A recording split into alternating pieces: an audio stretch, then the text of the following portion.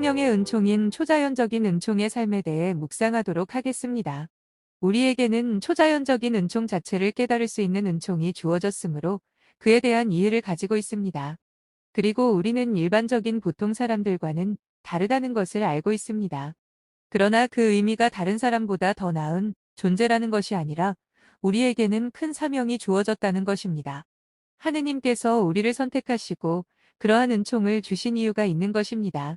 거기에는 책임이 뒤따릅니다. 또한 하느님께서는 우리에게 그 은총을 잘 사용하여 열매를 맺을 수 있는 은총도 주셨습니다. 특히 열매를 맺을 수 있는 것들을 주셨습니다. 그러면 과연 초자연적인 은총이 무엇인가? 우리는 초자연적이라는 것이 무언가가 일어나고 있다는 것을 알고 있지만 눈으로 볼 수 없는 것이라는 것을 알고 있습니다. 기계가 움직이고 있다든지 물리적인 무언가에 대한 육체가 반응한다는 든지 하는 것은 눈으로 볼 수 있고 만질 수 있지만 기도를 통해 암이 단시간 내에 치유가 된다든지 하는 것들은 볼 수 없는 초자연적인 것이라고 말합니다. 자연현상과 우리의 이해를 뛰어넘는 일인 것이지요. 그러한 초자연적인 은총이 우리 안에 있습니다. 세례받지 않고 하느님의 성령을 받지 않은 일반적인 보통 사람과 다른 것입니다. 그러나 하느님의 대전에 나아가면 초자연적인 은총을 받은 사람과 그렇지 않은 사람과 똑같습니다. 초자연적인 은총을 받지 않았더라도 우리 모두의 안에는 선과 악에 대한 지식이 들어있기 때문입니다. 정글에 살고 있는 원주민이나 초자연적인 은총을 받은 사람이나 똑같이 선과 악에 대한 지식을 가지고 있습니다. 그러므로 우리 모두는 그것에 대한 심판을 받을 것입니다. 그리고 그 위에 초자연적인 은총이 더해진 우리에게는 하느님께서 주신 사명을 완수했는지에 대한 책임이 요구될 것입니다. 우리의 삶은 하느님의 뜻에 의한 사명이 주어졌으며 그로 인해 하느님께서 우리에게 많은 것들을 주셨습니다. 그러므로 우리는 주님의 현존 앞에 다른 단계의 형태로 서게 될 것입니다. 초자연적인 은총이 주어지지 않은 사람들에게는 그와 같은 책임이 없습니다. 선과 악에 대한 지식 위에 초자연적인 은총이 주어진 사람은 자신 안에 있는 성령으로 인해 삶이 선함을 향해 나아가도록 할 수 있으며 자신의 삶을 증거로 모든 사람들을 하느님의 나라에 데려다 줄 수 있습니다. 바로 그것이 은총을 받음으로써 우리가 갖는 책임입니다. 그러나 일반 가톨릭 신자나 대부분의 그리스도인들은 초자연적인 은총에 대한 참뜻을 잘 깨닫지 못합니다. 만일 그것을 안다면 우리 모두가 성인이 될 수 있을 것이고 모든 곳에서 은총의 빛을 낼 것입니다. 교회의 역사를 보면 제자들이 성령을 받고 난 후에조차도 우리가 이해하지 못하는 행동을 할 때가 있었습니다. 교회의 반석인 성 베드로는 예수님께서 승천하시고 성령을 받고 나서 오랫동안 그를 통해 하느님께서 죽은 사람을 살리는 등 놀라운 일을 하였음에도 불구하고 야고보가 친구들과 함께 방문하였을 때 유대인이 아닌 사람, 할례받지 않은 사람을 차별하여 성 바오로가 훈계를 하는 모습을 보여줍니다. 갈라디아서 2시 11분 모든 성령의 은총으로 가득 차 있었던 제자 중에 가장 큰 책임을 가진 성 베드로였음에도 아주 평범한 인간의 본성으로 되돌아가 성령의 은총 위에서 행동하지 않고 그저 과거의 종교나 인간적 본성에 근거한 행동을 한 것입니다. 성 베드로와 같이 사람에게도 기대할 수 없는 것이지요. 그러나 제가 묵상하기에 중요한 점이 있다고 생각한 이유는 초자연적인 은총이 주어졌음에도 불구하고 우리는 아주 쉽게 보통의 사람으로 되돌아가곤 한다는 것입니다. 하느님은 놀라운 사랑이시며 자비이시므로 우리가 허락하지 않는 한 결코 100% 우리를 취하지 않으십니다. 우리를 창조하신 창조주로서 마치 손님이 방문하듯 초청을 받아 온 손님과 같이 오셔서 결코 당신을 온전히 우리에게 강요하지 않으십니다.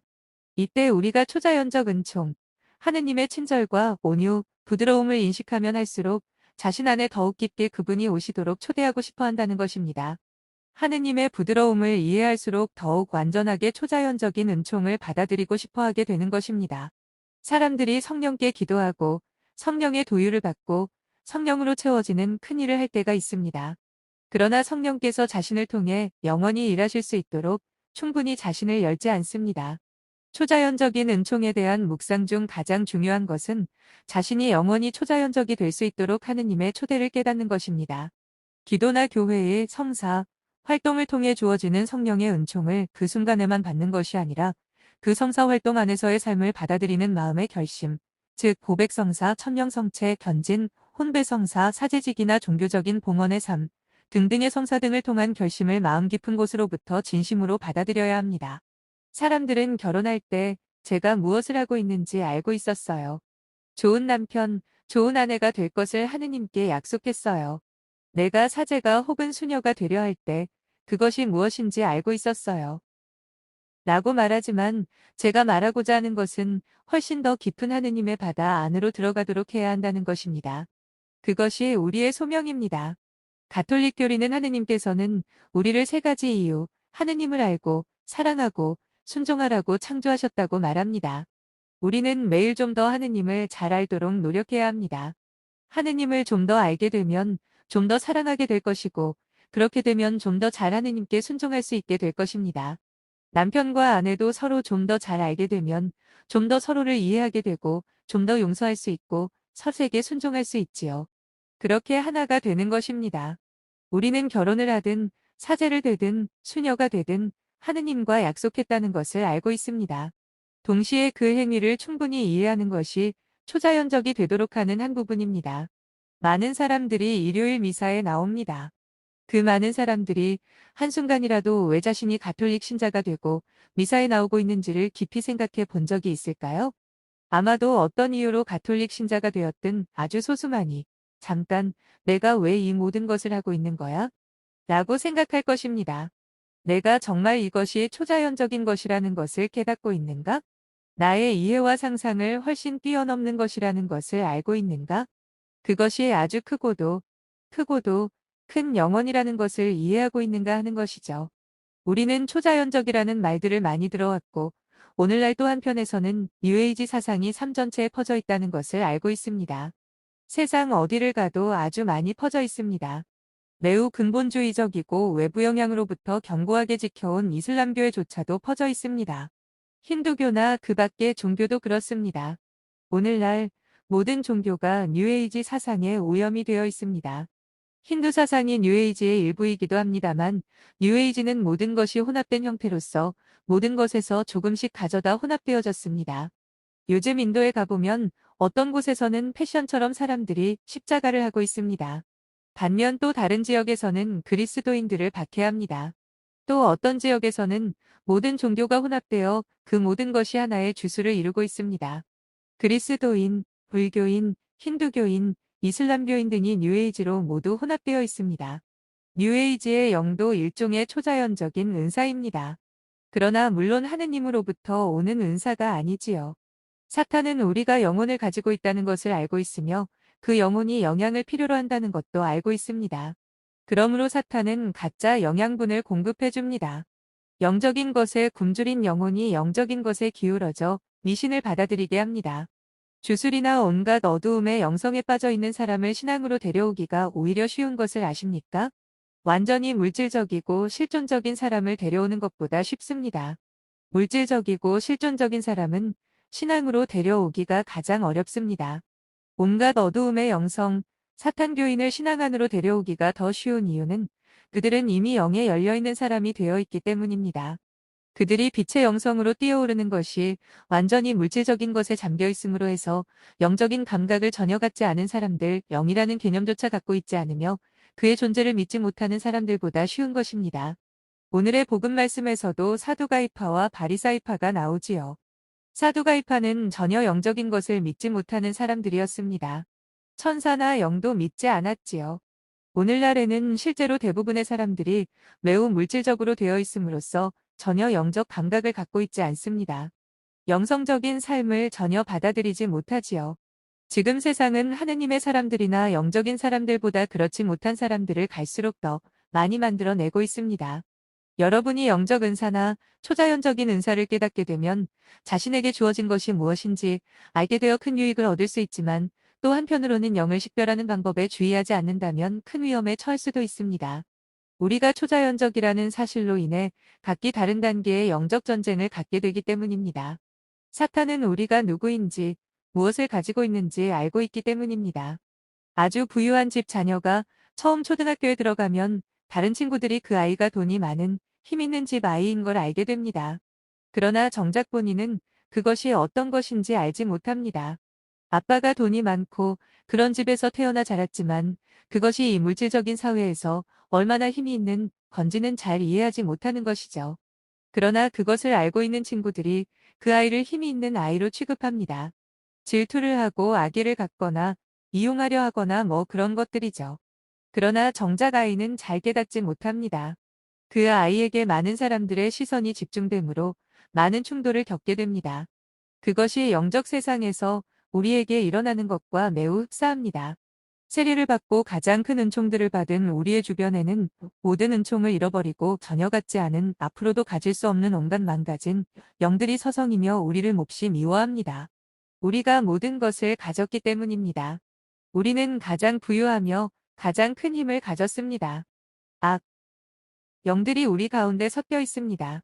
그들은 천국에서 이곳으로 떨어졌지요. 초자연적인 것에 대해 이야기할 때 가장 중요한 이야기입니다. 다행히 우리는 그들을 볼 수 없지만 그들은 이곳에 우리와 함께 섞여 있습니다. 그리고 그들은 우리가 부유한 집 자녀라는 것을 알고 있습니다. 우리는 힘을 가지고 있습니다. 그러나 처음에는 자신에게 힘이 있다는 사실을 모릅니다. 그리고는 이곳저곳을 공격받지요. 박해를 받고요. 그리고 우리는 삶 안에서 왜 그런 일들이 일어나는지 전혀 알 방법이 없습니다. 삶에서 많은 일들이 막히고 멈춰지고 도대체 이해가 가지 않습니다. 우리가 누구인지 무엇을 물려받았는지 아는 영들의 짓이죠. 그들은 우리가 매우 부유한 집 자녀라는 것을 알고 있는 것입니다. 그 부유함을, 힘을 갖고 싶은 그들이 우리를 몹시 미워하고 질투하며 어떤 방법이라도 서서라도 우리를 망쳐놓으려 합니다. 과장하는 것이 아닙니다. 정확하게 그렇습니다. 그러므로 그것을 이해한다면 우리가 어떻게 해야 하는지를 알게 될 것입니다. 물려받은 은총을 받아들이고 그것을 잘 관리하는 것입니다. 부유한 아버지를 가진 자녀로서의 위엄을 가지고 나아가야 합니다. 전능하신 하느님 아버지이시죠. 그분은 우리에게 모든 것을 주셨습니다.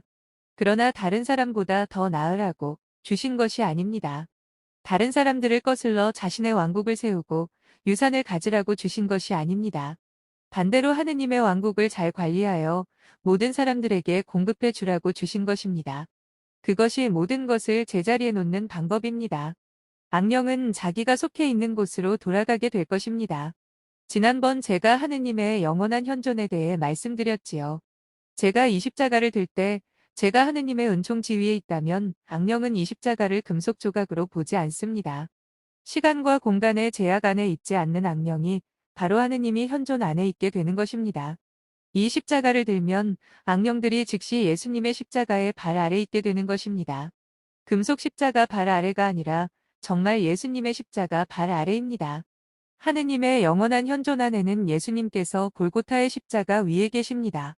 그러므로 그들은 그곳에 있고 싶어 하지 않습니다. 제가 이 십자가를 들기도 전에 제가 무엇을 하려고 하는지 아는 그들이 달아납니다. 그것이 영적 전쟁의 한 예입니다. 만일 제가 성모님의 메달을 목에 걸었고 제가 믿음에 충실하다면 악령들은 메달을 보지 않고 살아있는 성모님을 봅니다. 그러나 제가 은총지 위에 있지 않다면 어떤 성물도 보호의 힘을 갖지 않으므로 의미가 없습니다. 은총지 위에 있지 않는 사람에 대해 성물이 강력한 힘을 가질 수 있는 유일한 방법은 직접적인 혈연 관계나 영적 관계로서 그 사람에 대한 책임을 가진 사람이 그 힘을 전해줄 때입니다. 예를 들어 은총 지위에 있지 않은 자녀에게 부모가 메달과 같은 어떤 선물을 줄 때 그 부모가 믿음에 충실하고 은총 지위에 있음으로써 자신의 날개 아래로 그 선물을 통하여 하느님께 악으로부터 보호해달라고 기도한다면 부모의 축복으로서 자녀들에게 많은 도움이 줄 수 있습니다. 혹은 사제와 같은 영적 아버지가 삶에서 어떤 이유에서든 하느님께서 나아갈 수 없는 위치에 있는 어떤 사람에게 축성된 선물을 줄 때 사실혼 관계에 있어서 끔찍한 상황에서 빠져나갈 수 없는 사람이라든지 혹은 여러 다른 형태의 죄 안에 살면서 빠져 나올 수 있을 것 같지 않다거나 하는 하느님께로 갈 것 같지 않은 사람이라든지 그런 사람에게 사제나 수녀와 같은 영적 부모가 그들의 회개를 기도하며 메달이나 십자가 등 선물을 줄 수 있습니다. 그와 같은 여러 다른 영적 단계에 있어서 사탄에게 어려움을 줄 수 있습니다. 그러한 보호를 받은 사람에 대해 사탄은 어려움을 겪습니다. 그러나 많은 사람들이 하느님에 대한 믿음이 없이 묵주나 여러 성물을 몸에 걸고 어떤 힘이 있을 거라고 생각하지만 그렇지 않습니다. 사도행전에 나오는 시몬과 같지요. 그는 제자들에게 돈을 줄 테니 안수해달라고 합니다. 그걸로 돈을 벌고 싶었던 겁니다. 그러기에 하느님에 관한 물건을 돈을 주고 거래할 때 교회는 시몬의 죄라고 부르지요. 이러한 것들이 초자연적인 것과 관련하여 분명히 해야 할 것들입니다. 자신이 누구인지를 안다면 적이 있다는 것을 알게 됩니다. 가톨릭 신자로서 성사 생활을 하며 하느님에 대한 믿음이 충실하다면 많은 적이 있다는 것을 믿는 것이 좋을 것입니다. 영적 세상 안에서 무장을 하고 위험에 노출되어 있는 것이지요. 하느님의 모든 적들이 항상 그 사람을 겨냥하게 될 것입니다. 어디를 가든 항상 그렇습니다. 그렇다고 두려움을 가질 필요는 전혀 없습니다. 한 가지 드릴 수 있는 말은 십자가에 대해 이야기할 때 말씀드렸듯이 여러분이 골목길에 들어서기도 전에 그들은 여러분이 그곳으로 갈 것이라는 것을 압니다. 그것을 알고 그들은 그 골목길에서 달아납니다. 여러분이 하느님께 충실하다면 그들이 할 수 있는 일은 유혹하는 것뿐입니다. 그 외에는 어디를 가든 여러분을 막을 수 없습니다. 저의 과거에 하느님이 없는 삶과 하느님과의 삶에서 그 예를 볼 수 있습니다. 제가 하느님 없이 살 때에는 오직 행운에 의존했습니다.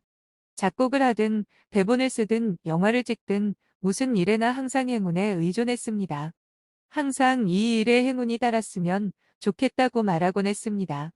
오직 행운을 의존하니 주술의 영역으로 간 것이겠지요. 미래를 궁금해하며 카드점이며 점술 등을 찾았습니다. 행운과 절대 자신이 컨트롤할 수 없는 어떤 것에만 의존하는 것은 매우 두려움의 상태입니다. 전혀 알 수 없는 곳을 큰 모험을 하는 것과 같지요. 그러나 지금 주님과 함께하는 삶에 있어서는 모든 것이 잘 될 것이라는 것을 압니다. 보기에 잘 되지 않았을지라도 제대로 된 것입니다. 때로는 어떤 길을 가려 하며 매우 들떠 있었지만 결국 그 길로 가지 않고 다른 길에 있습니다. 그러나 그것이 완벽한 길입니다. 이쪽 길이든 저쪽 길이든 이제는 상관없습니다. 더 이상 돈이나 사업, 나의 바램이 문제가 되는 것이 아니기 때문입니다. 문제는 하느님께서 원하시는 것이므로 저쪽 길로 가려 했지만 결국 이쪽 길에 있다 해도 그것이 제대로 된 일인 것입니다. 열매가 있다면 이쪽이든 저쪽이든 무슨 상관이 있습니까? 두 길은 완전히 틀린 삶이지만 자신이 걸어온 길이 틀림없는 자신의 삶입니다. 사람들은 각기 다른 일련에 주어진 환경 안에서 경제와 같은 것들을 따라 활동하며 생존이나 책임을 위해 살아갑니다. 그러나 그렇게 살아간다 하여도 하느님 안에서 살고 믿음에 충실하며 하느님 뜻 안에 있다면 무슨 일을 하든 성공하게 될 것입니다. 우리가 생각하는 성공의 개념과 꼭 같지는 않지만 무슨 일을 하든 하느님과 함께하며 일하고 있기 때문입니다. 때로는 그 안에서도 하느님께서 삶의 모든 것들이 멈춰진 것처럼 허락하실 때가 있습니다.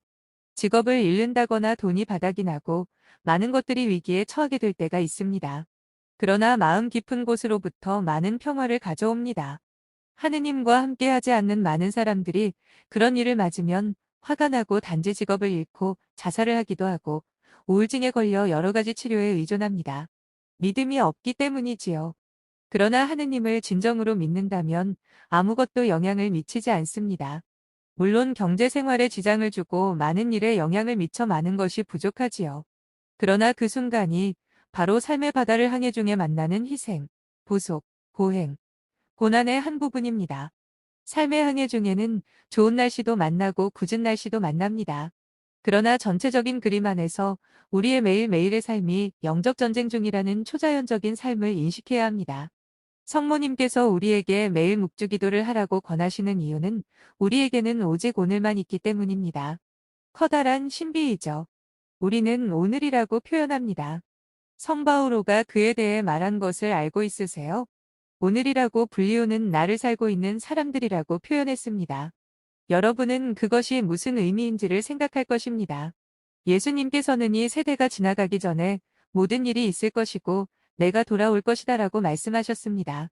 예수님께서는 당신의 승천부터 재림까지의 시간을 한 세대로서 말씀하셨습니다.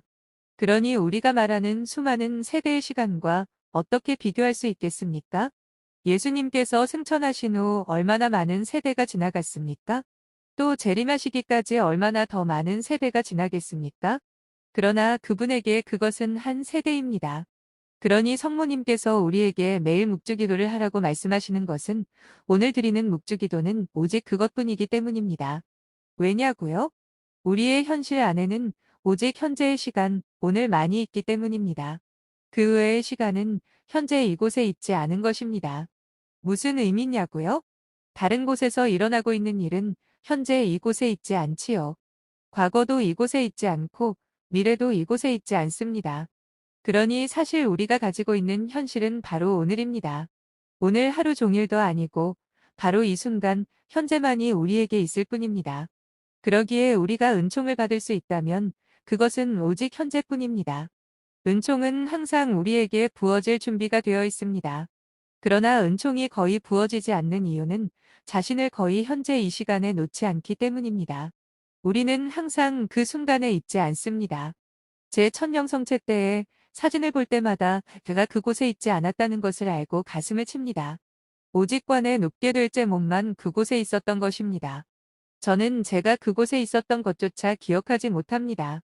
실제로는 제가 그곳에 있지 않고 무언가 다른 것에 모든 관심을 쏟고 있었던 것입니다.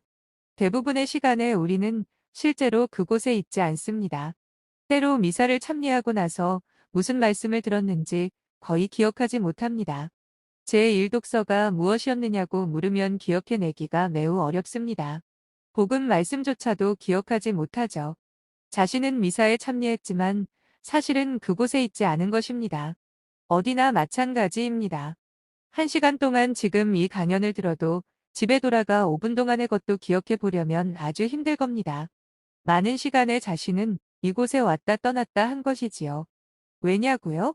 우리는 백일몽을 꾸는 삶에 익숙해져 있기 때문입니다.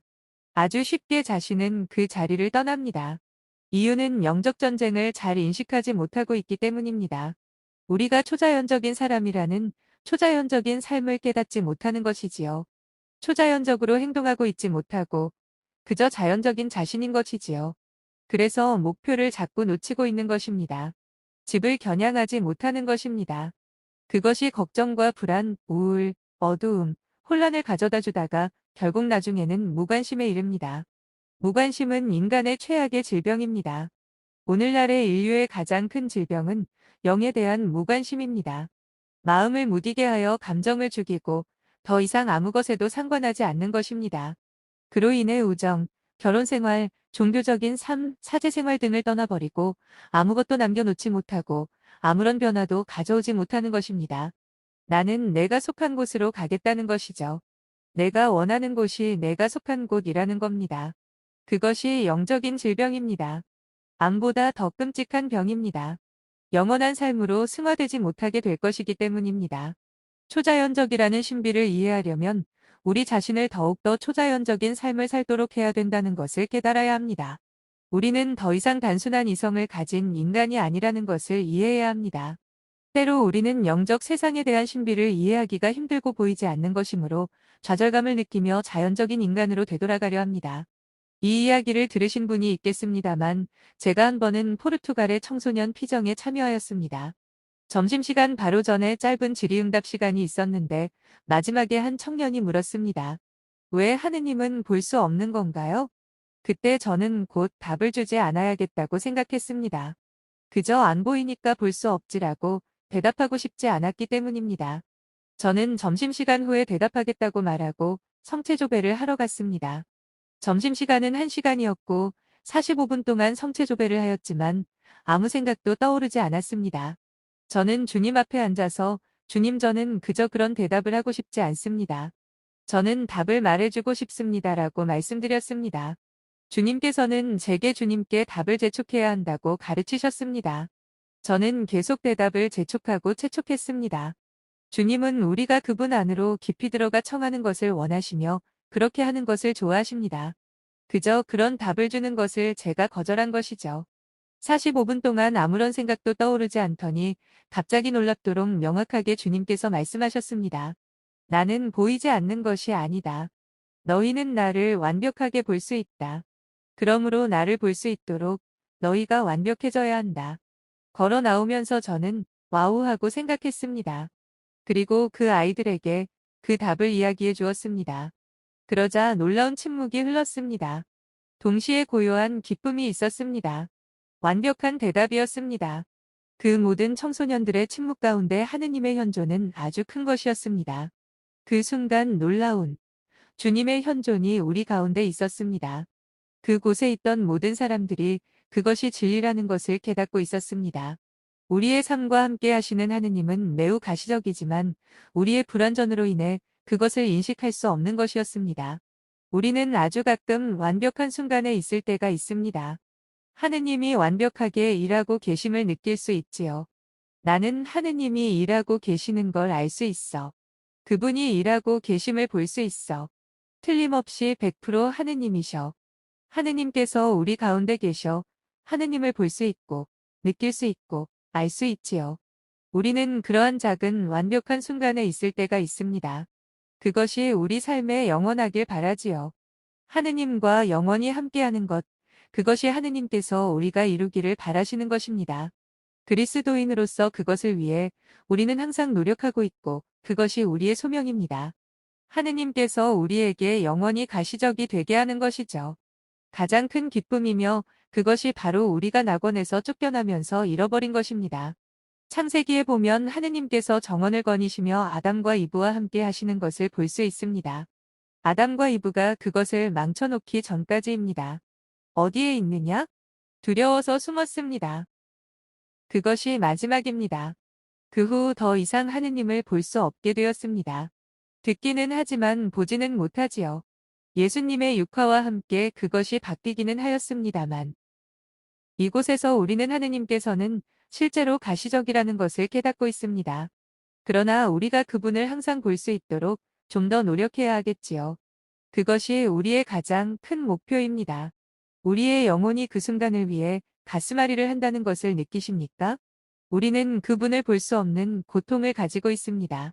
그것은 내면의 아주 깊은 것으로서 자신에게 그것을 설명할 수 없습니다. 그러나 우리의 영혼은 영원히 하느님을 볼 수 있기만을 바라며 고통스러워하고 있습니다. 육체가 없음으로써 우리와 같은 한계가 없는 연옥 영혼에게 하느님을 향한 갈망과 목마름은 너무도 큰 것으로서 그들의 가장 큰 고통은 당장 하느님께로 갈 수 없다는 것입니다. 그러므로 그들을 가두어 두고 하느님을 향해 나아가 갈 수 없게 하는 이곳에서 풀지 못한 것들을 고통스럽게 풀고 있는 것입니다. 그들이 원하는 것은 오직 집으로 가는 것이기 때문입니다. 우리 안에도 그와 같은 것이 자신도 모르는 공허함, 허전함, 외로움과 같은 것들을 만들어냅니다. 그러기에 하느님께서 우리에게 성사를 남겨주신 것입니다.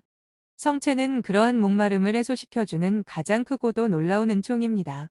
그것만이 우리의 목마름을 해소시켜주는 영원한 생명수이기 때문입니다.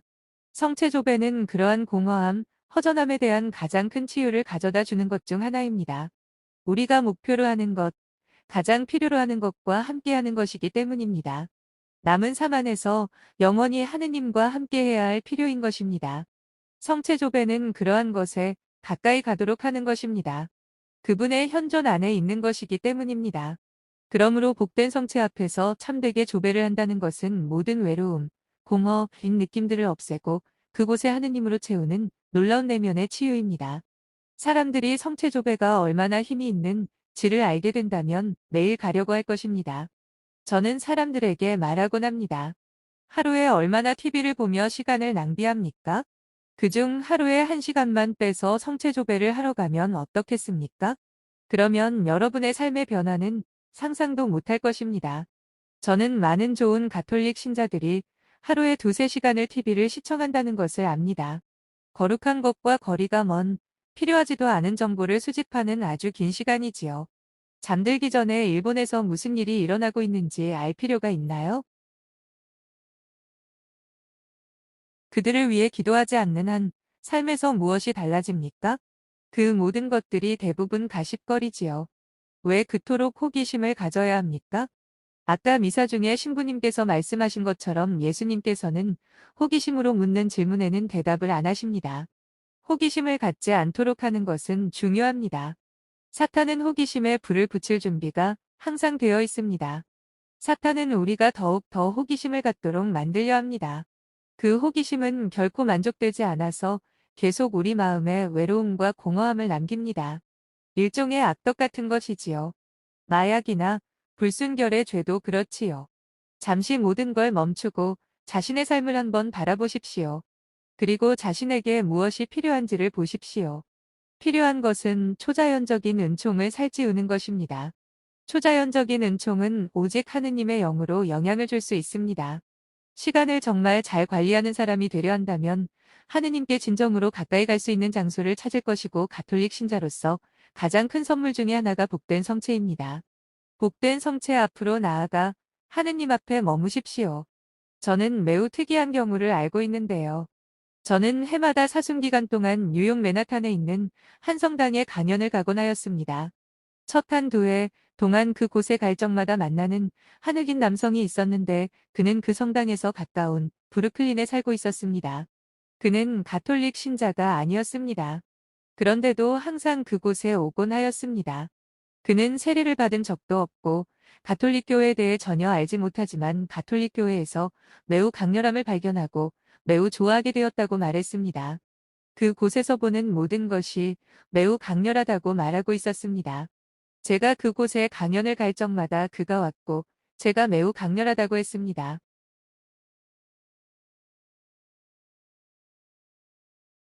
그의 이름은 탐이었고 저는 언제나 사람들에게 그를 위해 기도해 주기를 청했습니다.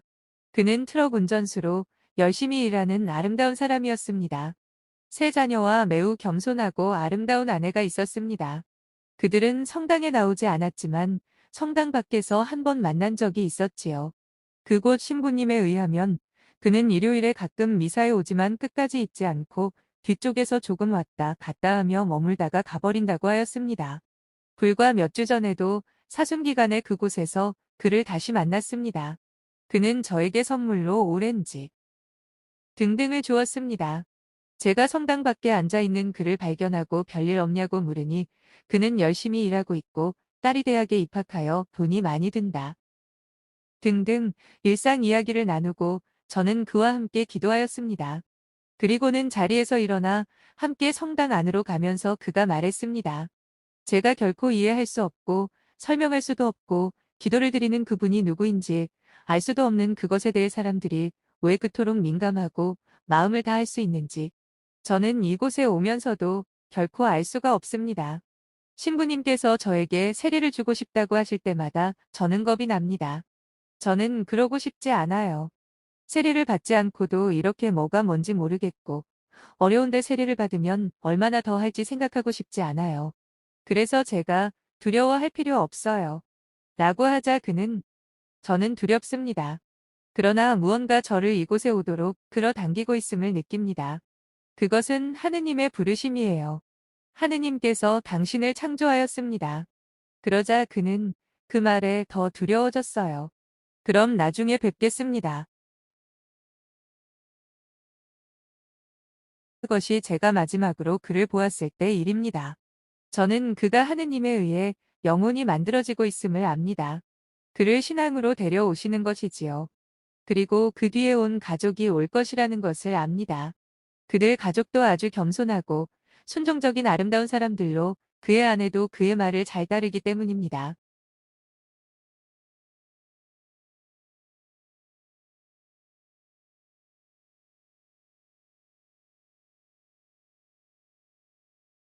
그의 아내가 일반 사람은 아니죠. 미국. 그것도 뉴욕에서요. 그런데 제가 말하고자 하는 것은 이 남성이 놀라운 거룩함의 감각을 가졌다는 것입니다. 그가 초자연적으로 도유된 사람들보다도 더 초자연적이라는 것입니다. 그는 초자연적인 현존을 느끼고 있는 것입니다. 그는 자신이 세례를 받으면 그것을 감당할 수 있을지 모르겠다고 말합니다. 이미 그곳에 일어나는 일을 보고도 놀라고 두려운데 세례를 받으면 오죽하겠냐는 것이지요. 아주 단순하고 겸손하며 기본적인 그러나 아주 순수함입니다. 저는 하느님께서 일하고 있음을 압니다. 첫째로 그는 저에게 주님에 대한 큰 교훈을 알려주고 있습니다. 첫째는 겸손함이고요.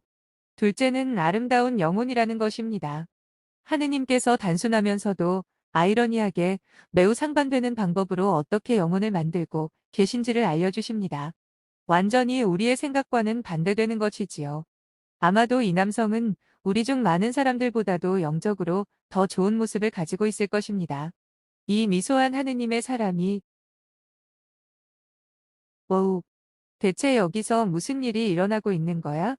정말 강렬하다. 정말 강렬한 곳이야. 라고 표현하며 그것을 증거하는 것입니다. 처음에 신부님이 그를 소개할 때 저에게 제 친구를 소개합니다.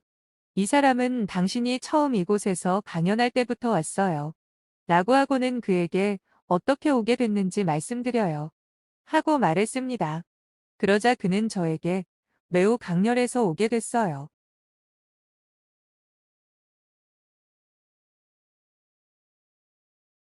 제가 말하고자 하는 요점은 우리에게도 자신의 초자연적인 은총이 사실이 되도록 이러한 강렬함을 가질 필요가 있다는 것입니다.